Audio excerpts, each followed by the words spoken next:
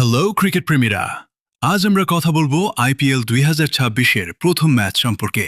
IPL 2026 শুরু হচ্ছে 28 March 2026 তারিখে।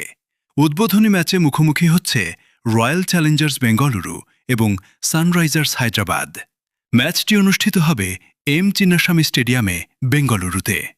রয়্যাল চ্যালেঞ্জার বেঙ্গালুর 2025-এর চ্যাম্পিয়ন, তাই তারা শিরোপা রক্ষা করতে চায়। সানরাইজ হায়দ্রাবাদ শক্তিশালী স্কোয়াড নিয়ে এসেছে, তাই ম্যাচটি হবে একদম হাই ভোল্টেজ। চলুন দেখি রয়্যাল চ্যালেঞ্জার বেঙ্গালুরু বনাম সানরাইজ হায়দ্রাবাদ।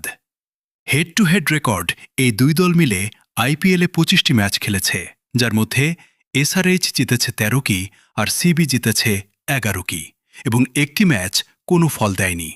এটা দেখায় যে দুই দলের লড়াই সবসময় খুব কাছাকাছি।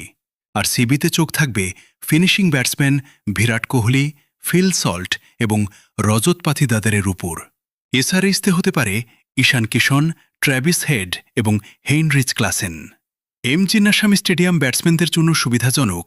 প্যাকড ক্রাউডের সামনে খেলতে দুই দলই এক্সট্রা মোটিভেশন পাবে। উচ্চ স্কোরের সম্ভাবনা বেশি। আরসিবি এর ব্যাটিং লাইন আপ শক্তিশালী, আর এসআরএইচের ব্যাটিংও বড় স্কোর তুলতে পারে। এই হেড টু হেড রেকর্ডের কারণে ম্যাচ শেষ পর্যন্ত সাসপেন্সে থাকবে। আপনি কি মনে করেন আজ কে জিতবে? কমেন্টে জানাও। ভিডিওটা লাইক করুন এবং চ্যানেলটি সাবস্ক্রাইব করুন, যাতে আপনি আরও আইপিএল আপডেট পেতে পারেন। আইপিএল 2026 শুরু হলো। ক্রিকেটের এই নতুন মরশুম উপভোগ করুন।